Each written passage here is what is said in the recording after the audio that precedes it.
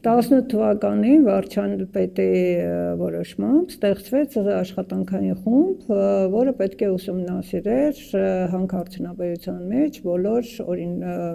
գործընթացների օրինականությունը ու սկիզբը դրվեց Ամուլսարից։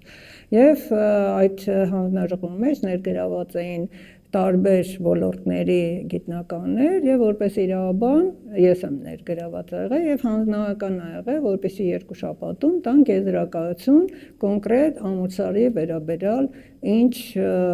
կարծիք ունեն տարբեր ոլորտի մասնագետներ։ Եվ ես գրել եմ 36 էջանոց եզրակացություն, որոնց 4 էջը վերնագրել են, որ կոռուպցիոն ռիսկեր պարունակող հանգամանքներ եւ որով պետք է զբաղվեն մեր իրավապահ մարմինները ու հարցադրումներով եմ այդ ամեն ինչը ներկայացրել, մտածելով, որ անպայման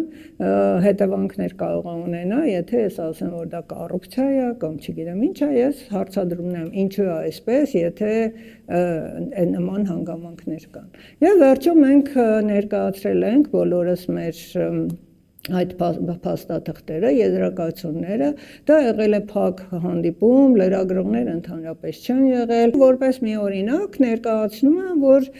ջերմուկը տարիներ շարունակ չի եղել ազդակիր համայնք եւ մենք դրա համար պայքարել ենք եւ իրենք չեն ընդունել, որ դա ազդակիր համայնք է, եւ ջերմուկի նախկին քաղաքապետը ասել է, որ մեր ոսկին մեր ջուրն է եւ մենք թույլ չենք տա, որ այստեղ հանքարդյունաբերություն ունի, ես հրաժարական կտամ, դա 12 թիվն էր, 13-14 թվականին Լիդիան Արմենյան ջերմուկի հիմնադրամին գումար է փոխանցում 75 միլիոն դրամ եւ այդ հիմնադրամի տնօրենը հանդիսանում է նախկին քաղաքապետի որդին։ Եվ ես հարց եմ տալի, ասում եմ ինչու է այդ գումարը հատկացվել եւ ուսումնասիրելով այդ բոլոր փաստաթղթերը իրենց հաշվետվությունը երևում է, որ այդ ամբողջ գումարը ծախսվել է նախկին քաղաքապետի արտասահմանյան գործողումների եւ իր բիզնեսի վրա։ Եվ ես հարց եմ տալի, ասում եմ ինչու է փոխանցել, եթե ազդակիր չի, եւ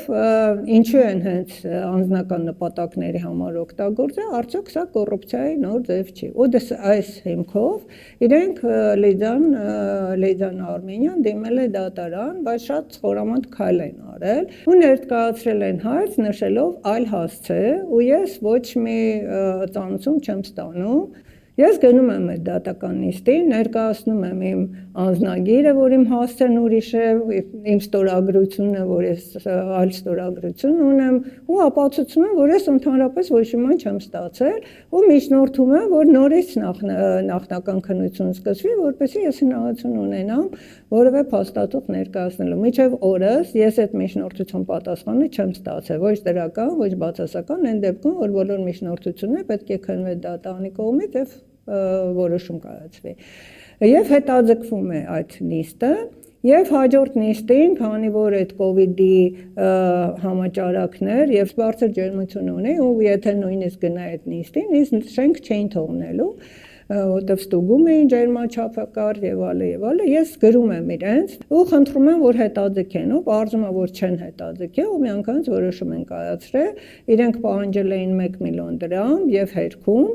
3000 տպաքնակ թերթում, չնայած ես թերթում ոչ մի հայտարարություն չեմ տվել, ինչը պետք է այնտեղ հերքում տալ չգիտեմ, եւ 1 միլիոն դրամ էին պահանջել, այստեղ որոշվել էր 100,000 ինձանից բռնագանձել առանց իմանալու, թե իմ ընդհանրապես եկամուտը, իմ աշխատավարձը ինչքան է։ Սովորաբար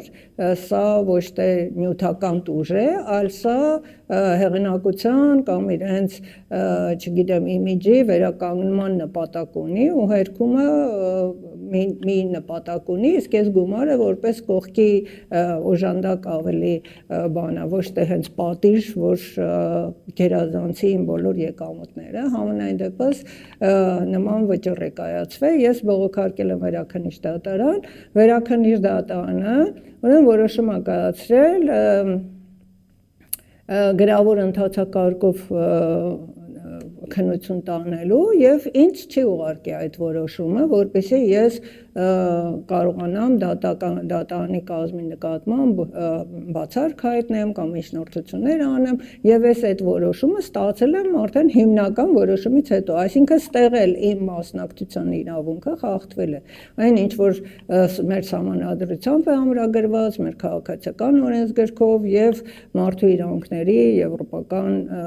կոնվենցիայով է եւ ազատությունների եվրոպական կոնվենցիայով է ամրագրված, այդ բոլոր իմ իրավունքները ոտնահարվել էին եւ շատ հետաքրքիր որոշում էր կայացրել վերաքննիչ դատարանը, որոշել էր բռնագանձել 50,000 դրամ առանց հերկման։ Ու սա արդեն նոնսենս էր, որովհետեւ հիմնական արդյունքը պետք է լիներ հերկումը, որովհետև երբ որ հայց են ներկայացնում, կամ ես ճիշտ եմ չեմ հերքում, կամ ես սխալ եմ, պիտի հերքեմ, բայց այն ձևով, այն եղանակով, ինչով ես այդ հայտարարությունը արել եմ, բայց ես հայտարարել եմ պետական մարմնում նստած փակ նիստի ընթացքում։ Բոլոր դեպքերում հերքում չի որոշվել, որոշվել է 50,000 դրամ, դա անես տպավորություն է, որ սա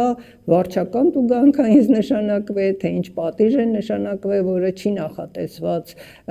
զրպարտության գործերով եւ վաճառաբեկ դատարանը ընդհանրապես վարույթ չընդունեց, որը կոպիտ իրավունքի խախտում էր այստեղ արձանագրված եւ ընդհանրապես ես չգիտեմ վաճառաբեկ դատարանը ինչով է զբաղված, ընդհանրապես վարույթ չի ընդունում բողոքները եւ ստիպված դիմել եմ Եվրոդատարան, մարդու իրավունքների եվրոպական դատարան եւ սպասում ենք ու կարծում եմ, որ դրական արդյունք կունենանք, ցավոք, որ մեր բյուջեից պետք է բռնագանձում արվի դատական սխալի համար, բայց երևի մի քանի անգամ պետք է պատասխան տան, որպեսզի դատարանները կարգի բերվեն ու այս ձևի, այս գործերով նման ճնշումներ բնապահպանների, փաստաբանների, լրագրողների վրա չլինի։